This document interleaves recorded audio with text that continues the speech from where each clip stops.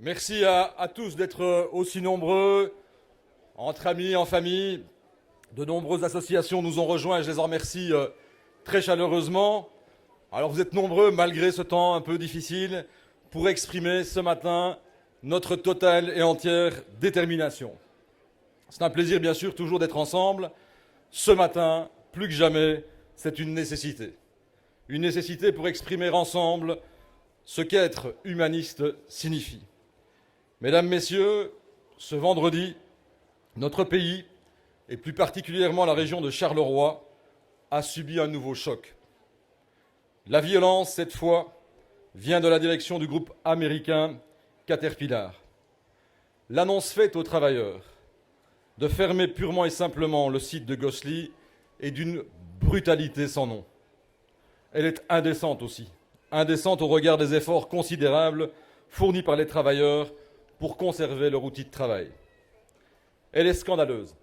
Scandaleuse car le groupe a bénéficié d'avantages fiscaux et de soutien public importants dont les actionnaires empochent le dividende au mépris de la population belge. Ce monopoly économique est cynique, méprisant et injurieux.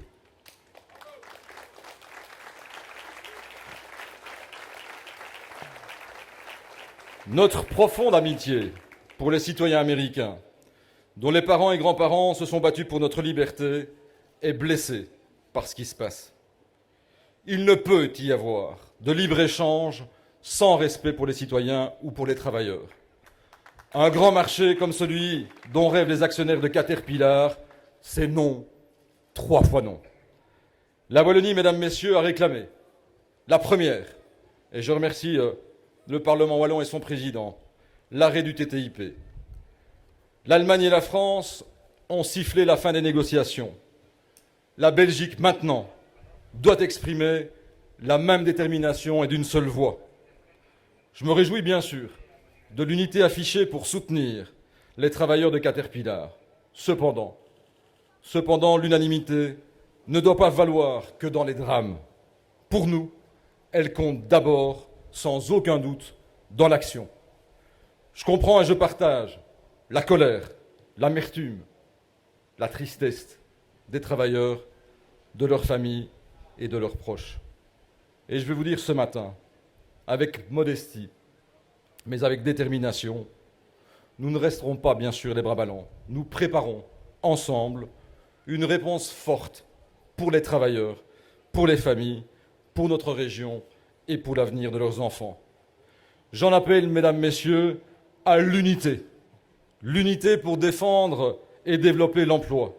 Oui, pour une Belgique unie dans la lutte contre le dumping social.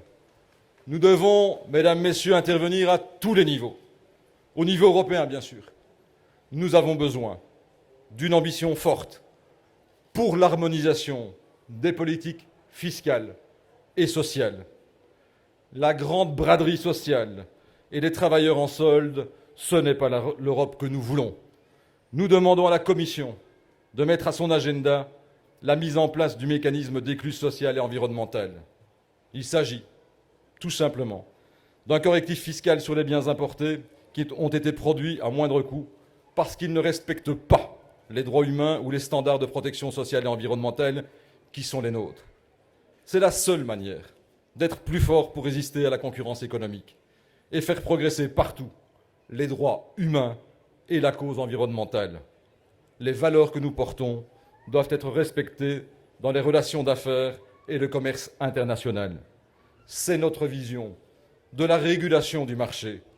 Humanisme, mesdames, messieurs, et développement économique doivent aller de pair et sont indissociables. J'entends enfin que la Commission est disposée à réviser le pacte de stabilité pour permettre d'amortir plus humainement les chocs financiers. Reconnaissons-le, c'est un pas, mais un pas timide qui va dans la bonne direction. Au niveau fédéral et au niveau régional, il faut d'une part, bien sûr, récupérer les avantages indûment perçus par Caterpillar et d'autre part, accompagner chacun des travailleurs tout au long de la procédure de la loi Renault. Nous voulons envisager toutes les alternatives, les soutenir pour obtenir les meilleures compensations financières et accompagner leur reconversion par la formation et la création de nouvelles entreprises. La réforme de l'impôt des sociétés, elle doit être mise sur le métier sans plus tarder. Deux objectifs importants. D'une part, la suppression des intérêts notionnels. On mesure violemment à quel point leur coût exorbitant ne constitue aucune garantie pour l'emploi. D'autre part, nous voulons le retour de l'équité fiscale à l'égard des petites et moyennes entreprises et des indépendants, car ce sont eux aussi, et d'abord, qui forment le terreau de l'emploi dans nos régions respectives, en Wallonie et à Bruxelles. Il est plus que temps que l'outil fiscal fédéral soit mis au service du plan Marshall et aussi, bien sûr, de la région bruxelloise. L'unité dans l'action des gouvernements fédéral et régional est la seule voie que nous puissions suivre. Au niveau local, enfin, et je le dis parce que je sais que, plus que tous ici, ils sont touchés, tous les mandataires de Charleroi, notre députée Véronique Salvi et notre échevin Éric Goffard, mais aussi tous les mandataires, sont mobilisés pour soutenir toutes les familles concernées par cette fermeture. Et nous serons, je le dis à nos amis Carolo, à vos côtés pour relever ce défi pour Charleroi, pour la Wallonie et pour le pays. Notre détermination est totale, notre émotion est forte, elle est très forte, mais nous serons à vos côtés et je vous demande de les applaudir chaleureusement.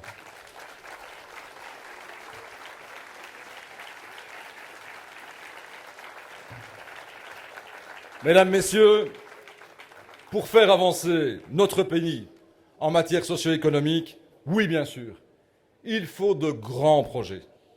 Nous les avons déjà lancés avec, entre autres, le plan Marshall, le pacte d'excellence. Merci Joël, et je vous demande de l'applaudir chaleureusement. Merci à toi d'avoir porté ce pacte, mais aussi par de grands projets concernant notamment la construction de nouvelles villes ou de quartiers nouveaux. Ces grands projets, la sécurité et le bien-être des citoyens, de nos enfants, des générations actuelles et futures, ont besoin d'une grande, d'une très grande unité nationale. Que chacun, mesdames, messieurs, ait enfin l'audace de dépasser les clivages politiques ou les petits calculs électoraux. Chiche, offrons cette perspective à tous les Belges, et même avec l'espoir que certains, au gouvernement fédéral, veuillent construire enfin le pays et non le détruire à petit feu. Chers amis, nous vivons une période troublée, déstabilisante à plus d'un titre. Quels que soient les drames, notre attitude doit être à la hauteur du défi. Nous, vous, qui représentez le CDH, nous ne choisirons jamais,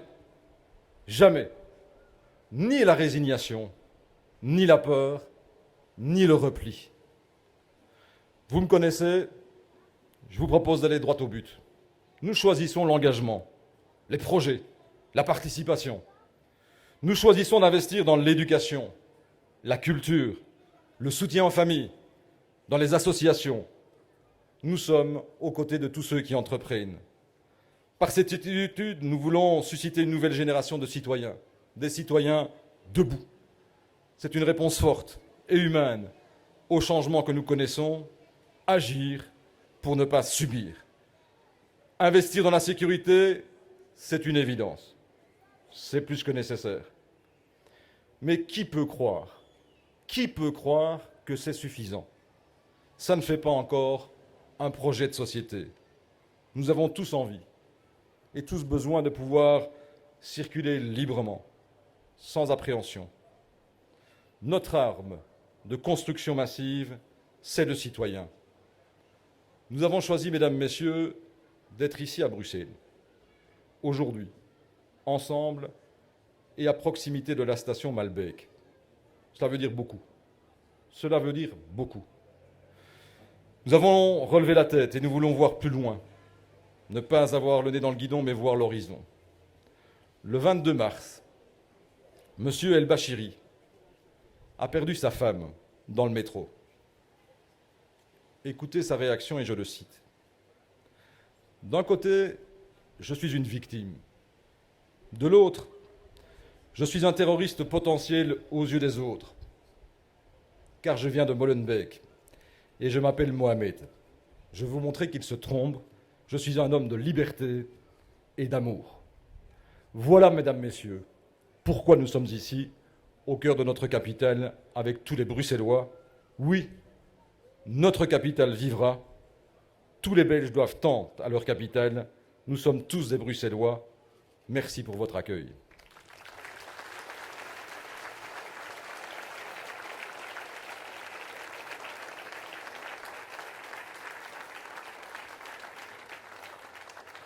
Mesdames, Messieurs, chers amis, nous ne répondrons jamais aux explosions par des vociférations. Nous n'alimiterons pas un climat puant, imposé par des populistes qui prétendent gérer l'État. Des pompiers pyromanes. Des pompiers pyromanes. Voilà ce qu'ils sont, c'est tout. Nous répondrons toujours par l'espoir, les projets, l'enthousiasme. Faire ce que nous disons et construire l'avenir. C'est notre premier engagement. Plus que jamais, notre beau pays a besoin d'engagement et d'un souffle nouveau. Par exemple, nous voulons offrir la chance d'un parcours citoyen à chaque jeune. Notre proposition est simple, prendre 100 jours au service d'une cause générale, d'un projet collectif reconnu.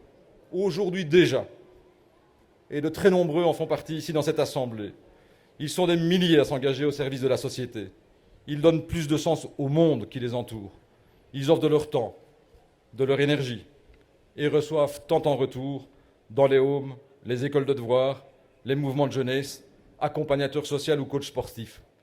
Le monde associatif crée tant d'opportunités simples et concrètes pour réaliser ce parcours. Les jeunes ont rendez-vous avec leur pays. Libérons, mesdames, messieurs, libérons ensemble cet énorme potentiel d'énergie positive. Les valeurs de tolérance, de respect de la diversité, des différences, des croyances ou des non-croyances, doivent être ancrées au plus profond de chaque être humain. Faisons du parcours citoyen un passage obligé et fraternel pour mieux vivre en société.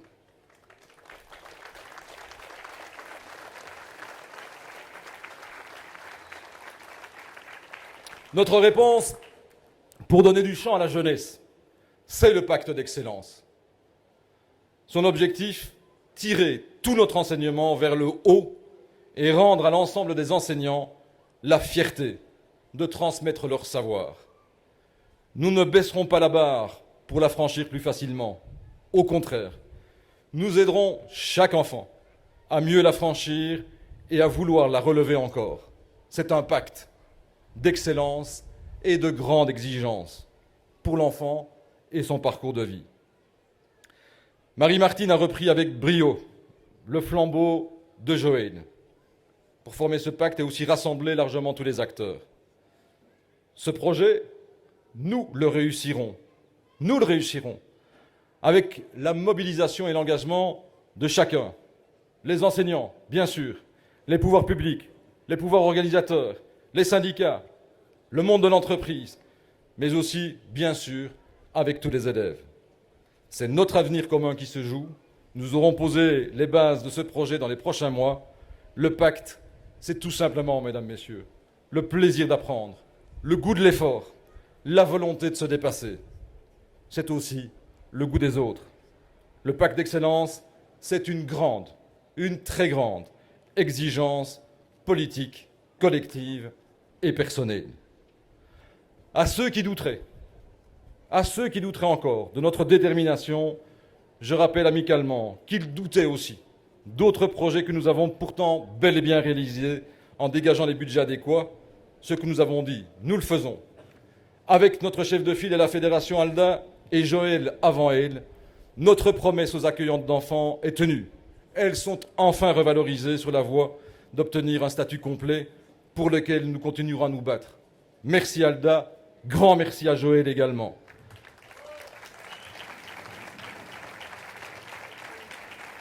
Notre engagement, mesdames, messieurs, à créer une assurance autonomie. Une assurance autonomie, ça n'existera jamais. Elle va devenir une réalité pour les aînés. Nous la concrétisons grâce à Maxime, à son travail excellent. Il a posé les bases de cette nouvelle assurance sociale. Vivre plus vieux, c'est une réalité. Vivre mieux, c'est ce que nous préparons. Je voudrais aussi, bien sûr, souligner tous les résultats obtenus par Céline, dont nous sommes très fiers, pour la qualité de vie, l'amélioration de la qualité de l'air. L'ensemble du territoire devient zone basse émission de particules en 2018 et le respect aussi du sommeil des Bruxellois. Céline est à la pointe des actions contre les nuisances aériennes. Elle fait un travail formidable avec toute son équipe, avec un chef de groupe qui est à la pointe pour la soutenir, Benoît Sérex. Merci de leur faire une ovation.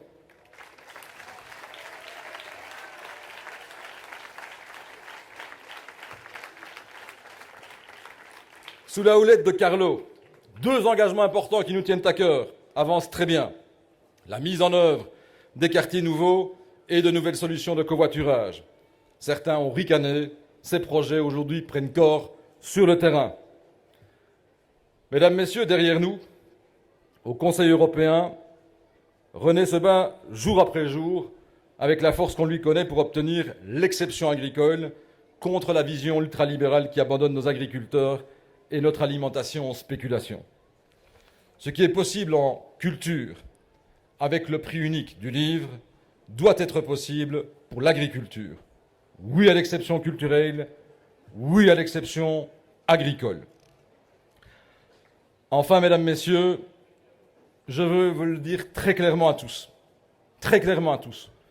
nous souhaitons revaloriser les allocations familiales et mieux prendre en considération la situation des familles. C'est au cœur de notre projet. Mais que les choses soient dites, un enfant, pour nous, sera toujours égal à un enfant. Les allocations ne sont pas un régulateur des inégalités. Tout le monde contribue et doit continuer à contribuer à ce pilier de la sécurité sociale et tout le monde doit pouvoir en bénéficier. Ceux qui veulent sortir de ce modèle vont casser la solidarité et recréer de nouveaux pièges à l'emploi et s'en prendre aussi à la classe moyenne qui constitue la force battante de notre pays. Oui, l'alternative humaniste est en marche, sans créer de conflits stériles, sans show populiste. Nous avançons et, mesdames, messieurs, le rythme est soutenu. Chers amis, la peur ne prépare pas l'avenir. Elle en ronge les racines. Elle n'est pas un moteur de gouvernance. Au contraire, nous voulons mettre de l'optimisme et de l'humanisme en politique. Entre l'angélisme et le populisme, nous traçons la troisième voie. En famille, on peut tous dire. Alors, je vous le dis en toute franchise, je ne veux pas, nous ne voulons pas de cette société de la peur qu'ils veulent bâtir. Je ne veux pas non plus de cette présomption de culpabilité dont ils veulent frapper ceux qui ne leur ressemblent pas. Face à l'horreur, au tragique, à l'insensé, à la folie, nous recherchons tous des explications et des réponses.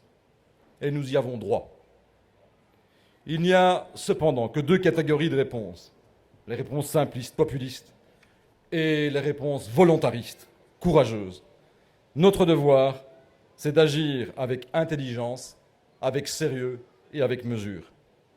À la peur et aux peurs, nous opposons les valeurs de l'homme debout, libre, pour entreprendre, soutenu dans son action, attentif aux autres. Cet homme-là, cette femme-là, a droit à la sécurité et pas seulement à un discours sur la sécurité. C'est notre deuxième engagement.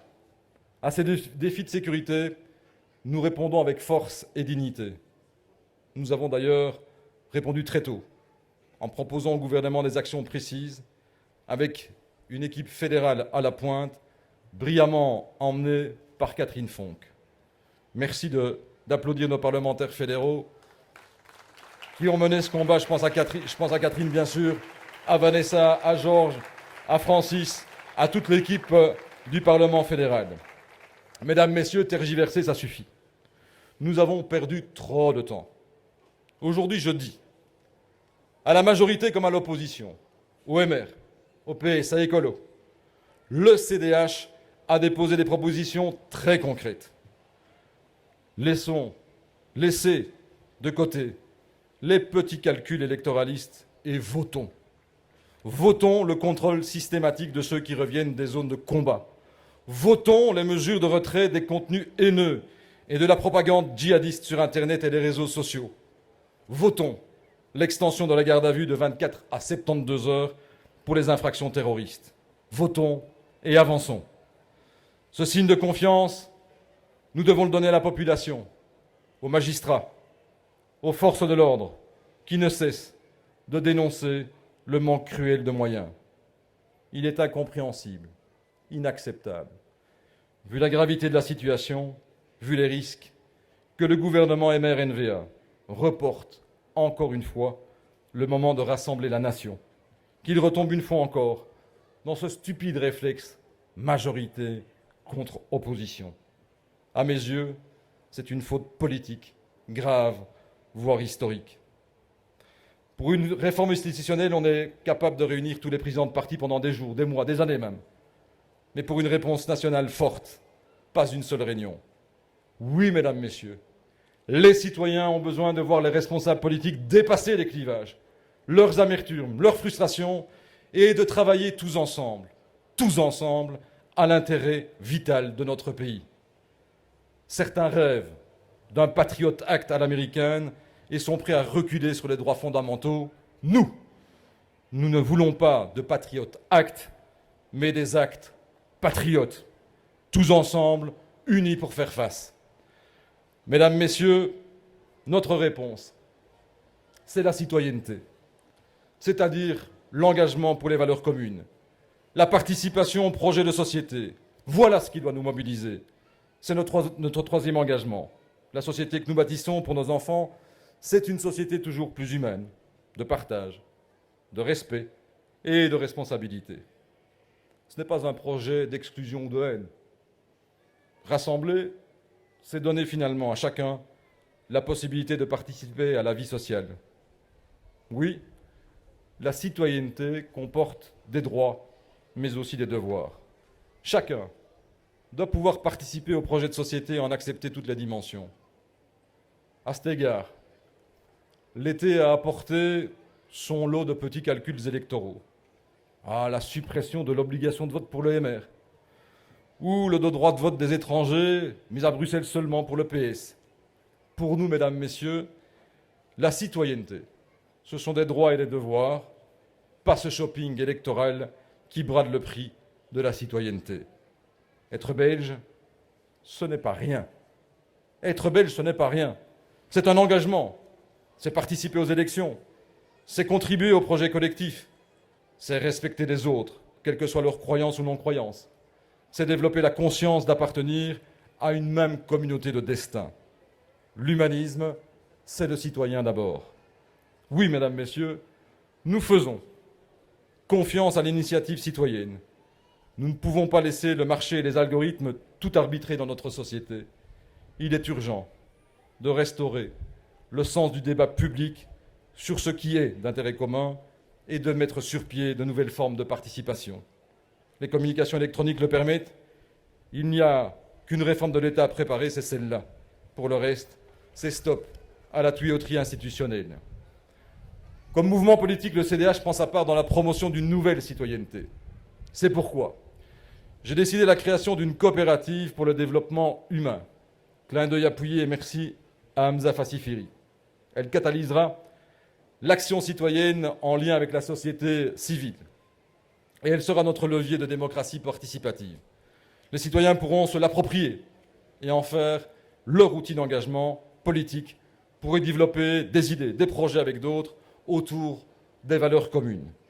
Je vous donne rendez-vous très prochainement pour vous présenter ce projet.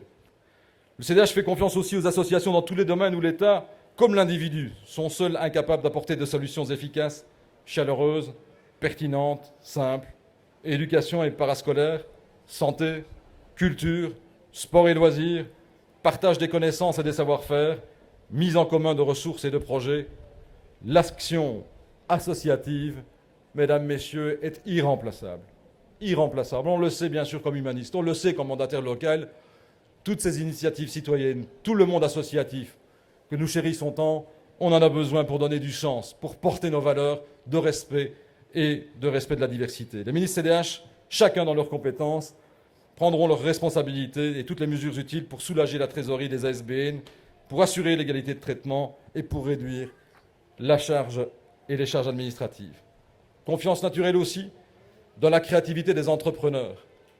Avec la réforme annoncée et reportée de l'impôt des sociétés, l'épreuve de vérité a peut-être commencé. Oseront-ils, mesdames, messieurs, couper dans les avantages disproportionnés de multinationales pour donner enfin à nos petites et moyennes entreprises, à toutes les petites et moyennes entreprises, les outils de leur croissance? Les chefs d'entreprise ont aussi besoin de la confiance des travailleurs. Continuer à dévaloriser le travail en proposant sans cesse de le réduire à tout prix, ce n'est pas un projet.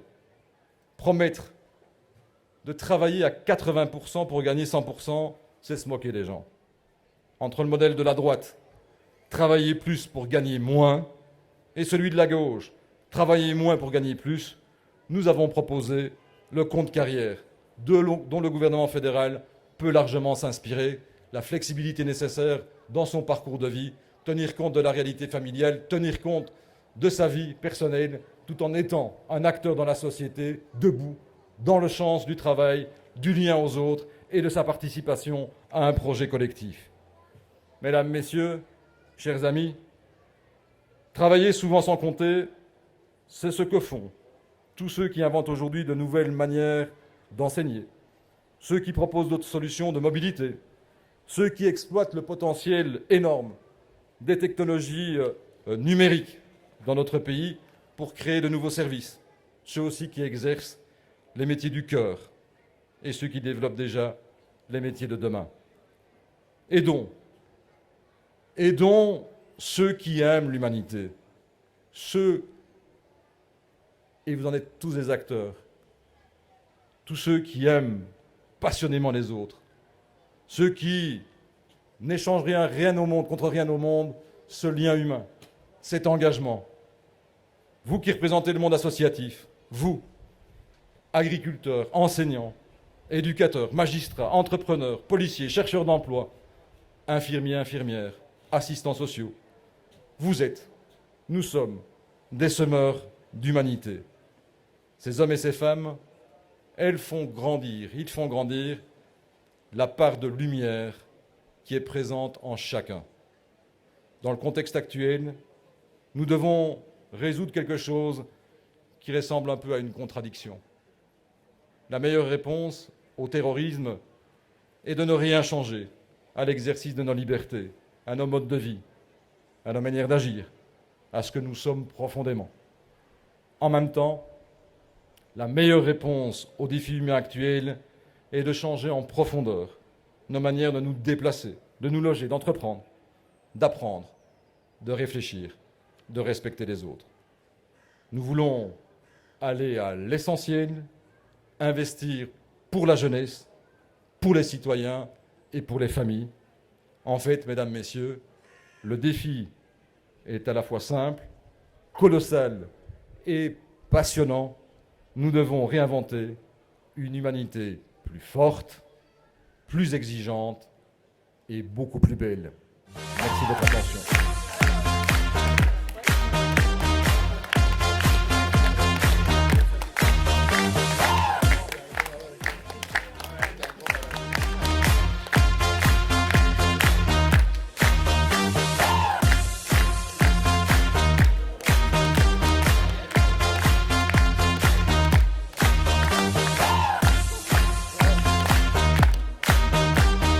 C'est l'ensemble de nos mandataires CDH que vous applaudissez. Ça, c'est super.